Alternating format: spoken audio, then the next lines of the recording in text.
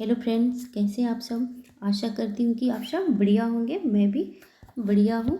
आज कल मैं आप लोग को CDPO का यूनिट 1 पढ़ाई थी, ठीक है। और आज यूनिट 2 हम लोग पढ़ते हैं, ठीक है। बाल विकास के सिद्धांत, प्रिंसिपल ऑफ चाइल्ड डेवलपमेंट। बाल विकास के निम्नलिखित सिद्धांत होते हैं, यानी बालक की कौन कौन सी सिद्धांत होते हैं, यानी बाल विकास की जो होती है चाइल्ड डेवलपमेंट की, इसमें कौन कौन सी सिद्धांत है, इसी के बारे में हम लोग आज पढ़ेंगे, ठीक है। निरंतर का सिद्धांत, इसका अर्थ है कि विकास एक निरंतर चलने वाली प्रक्रिया है जो गर्भावस्था से शुरू होती है और मृत्यु तक चलती है। निरंतर के सिद्धांत में क्या होती है कि विकास जो है एक निरंतर चलने वाली प्रक्रिया है जो गर्भावस्था से क्या होती है, शुरू होती है और मृत्यु तक चली जाती है। जैसे कल मैं आप लोग को पिछले वीडियो यूनिट 1 में बताई थी कि क्या होता है, विकास एक निरंतर चलने वाली प्रक्रिया है और गर्भावस्था से शुरू होती है और मृत्यु तक जाती है, यानी निरंतर वो चलती रहती है। गर्भावस्था से उसके बाद से शिशुअवस्था, बाल्यावस्था, किशोरावस्था, वृद्धावस्था, ये क्या होती है, चलती रहती है। इसी को क्या बोलते हैं, निरंतर, यानी निरंतर ये चलती रहती है, इसी को बोलते हैं निरंतर का सिद्धांत, ठीक है। अब दूसरा सिद्धांत क्या है, व्यक्ति अंतर या विभिन्नता का सिद्धांत, यानी व्यक्ति अंतर यंत्र, ऐसे ही आप लोग को दिख रहा है कि व्यक्ति अंतर यानी सब व्यक्ति का विभिन्न विभिन्न, यानी सब कुछ में अंतर है, सभी व्यक्ति एक जैसा नहीं होते। यहाँ तक जुड़वा बच्चा भी हो तो उसमें कुछ ना कुछ अंतर होता ही है। रूप शक्ल मतलब एक जैसा दिख सकता है, एक साथ लंबा रह सकता है, लेकिन एक जैसी वृद्धि नहीं होती है उन लोगों में। या तो अगर एक जैसा वृद्धि कभी हो ही नहीं सकती, कुछ ना कुछ अंतर मिलता ही है, ठीक है। इसका अर्थ है कि प्रत्येक बालक का विकास भिन्न भिन्न हो सकता है, अर्थात किसी बालक का विकास तीव्र, यानी किसी का बहुत ज़्यादा, दिखते हैं ना, कोई बच्चा बहुत कम उम्र में ही बहुत हाइट मतलब लंबा हो जाता है, और कोई बच्चा का उम्र बहुत ज़्यादा होने के बावजूद भी वो मतलब हाइट उसकी नहीं बढ़ पाती है। इसी को बोलते हैं व्यक्ति अंतर या विभिन्नता का सिद्धांत। और किसी की उच्च होती है तो किसी की निम्न, यानी किसी वृद्धि भी होती है और बुद्धि में भी कोई मतलब कि ज़्यादा बुद्धि वाला व्यक्ति होता है और किसी कम, यानी निम्न वर्ग और उच्च वर्ग, ठीक है। विकास क्रम की एकरूपता का सिद्धांत, इसके अनुसार विकास का अपना एक क्रम होता है, यानी विकास का भी क्या होती है, एक क्रम होती है,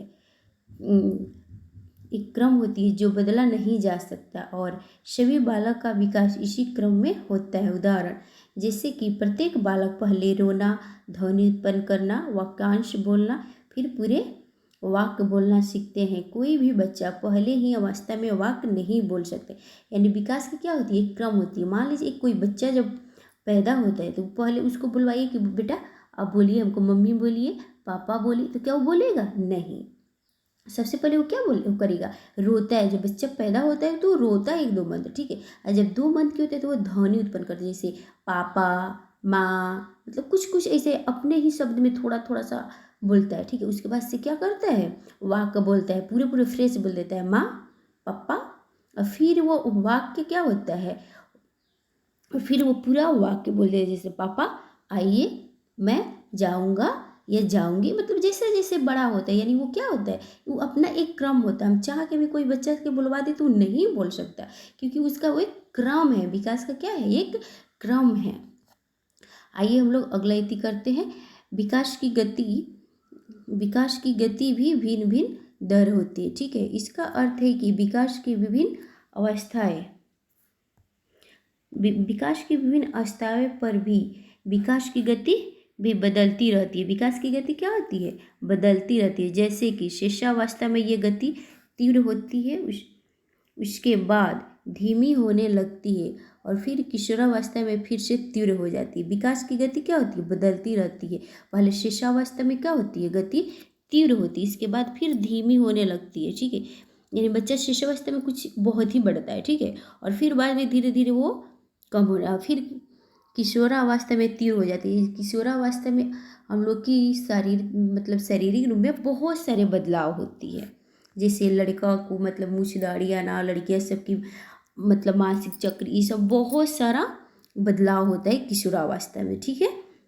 विकास सामान्य से विशिष्ट की ओर चलता है। विकास क्या होता है, समान से विशिष्ट की ओर चलता है। इसका अर्थ है कि बालक शुरू में किसी भी क्रिया के समान रूप को सीखता है, उसके बाद विशिष्ट, यानी बालक कोई भी पहले, अगर आप कोई भी सीधे बालक को पहले आप ले जाके मतलब कि आप पूरा पढ़वाइए कि बेटा एप्पल का स्पेलिंग सुनाओ, तो क्या वो बताएगा? सबसे छोटा बच्चा 2 साल का नहीं, पहले हम उसको सिखाएंगे ए फॉर एप्पल, यानी ए फॉर मीन्स क्या होता है? एप्पल होता है, तो फिर एप्पल का स्पेलिंग उसको सिखाए, यानी पहले एक वर्ड बताएंगे, फिर उसको पूरे मतलब क्या होता है वाक्य बताएंगे, यानी पहले एक, ठीक है वही है, ठीक है। जैसे पहले क्या होता है सम्मान, यानी छोटा से फिर वो बड़ा में विकसित। जैसे बालक शुरू में किसी वस्तु को उठाने के लिए दोनों हाथ का सहारा लेता है। यहाँ पे जैसे देखिए बहुत ही अच्छा एग्जाम्पल है। कोई भी बालक पहले शुरू में क्या होता है, कोई भी सामान उठाने के लिए दोनों हाथों का सहारा लेता है और धीरे धीरे वह केवल एक अंगुलियाँ तथा अंगूठों की मदद से एक बार पेपर में भी उठा सकता है। पहले कोई भी बच्चा मतलब थोड़ा सा, उसके बाद से बाद में।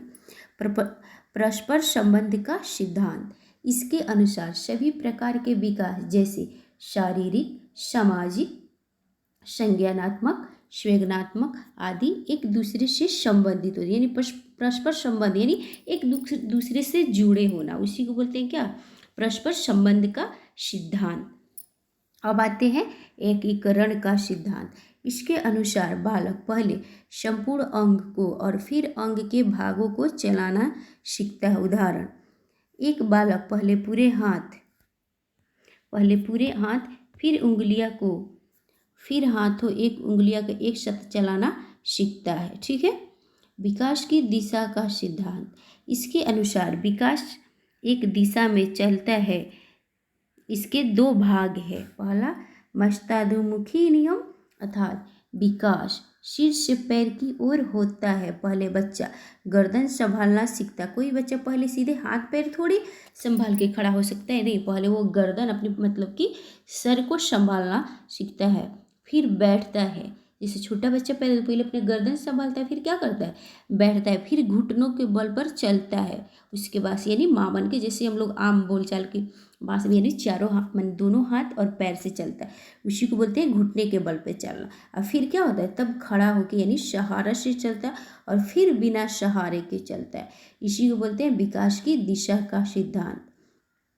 फिर निकट दूर नियम, इसके अनुसार रीढ़ के पास के अंगों का विकास पहले और दूर के अंगों का विकास बाद में होता है। जैसे पहले कंधे का, फिर हाथ का और फिर उंगलियां। इसमें क्या होता है? निकट दूर नियम में सबसे पहले हमारी क्या होती है? जो रीढ़ की हड्डी होती है उस पर विकास होता है, फिर उंगलियां की होती है, ठीक है। विकास की भविष्यवाणी की जा सकती है। इसके अनुसार बालक की वृद्धि और विकास की गति को ध्यान में रखकर उसके आगे बढ़ने की दिशा और स्वरूप के बारे में भविष्यवाणी की जा सकती है। विकास की भविष्यवाणी भी किया जा सकता है। फ्रेंड्स, इसको स्किप मत कीजिएगा, ये पूरे 5 नंबर के पूछता है, ठीक है। यूनिट 2 है, ठीक है। अब एक एक वर्ड, एक एक जो लाइन है इसमें बहुत ही इम्पोर्टेंट, हम अपनी दो बुक्स के निचोड़ निकाल के इस अपने PDF को बनाए, ठीक है। वृद्धि और विकास वंशानुक्रम एवं वातावरण की अंतःक्रिया का परिणाम होता है। वृद्धि क्या होती है? वृद्धि और विकास क्या होता है? वंशानुकरण और वातावरण दोनों का परिणाम होता है। वृद्धि सिर्फ वंशानुक्रम के नहीं है, या तो फिर वातावरण की अंतःक्रिया का परिणाम नहीं होता। ये देखिए फ्रेंड्स, ये डायरेक्ट लाइन में पूछता है, वृद्धि और विकास सिर्फ वातावरण के परिणाम होते हैं कि वंशानुक्रम के परिणाम होते हैं, कि वंशानुकरण या वातावरण का परिणाम होते हैं। ऑप्शन में दिया होता है, इसे ऑप्शन या फिर इनमें से कोई नहीं। तो आप लोग को बताना है क्या है, अगर ये आप पॉइंट के अच्छे से पढ़े रहेंगे तो एग्जाम में ऑटोमेटिक दे सकते हैं कि हाँ हम लोग ये पढ़े हैं। तो विकास क्या होता है? विकास वंशानुकरण और वातावरण, विकास मतलब दोनों चीज़ पे, वंशानुकरण पे, यानी वंशानुकरण आप लोग समझ रहे हैं, वंशानुकरण होते हैं माता पिता से जो हमारे मिलते हैं, ठीक है, और वातावरण जो हम जिस समाज में रहते हैं, जिस वातावरण में रहते हैं।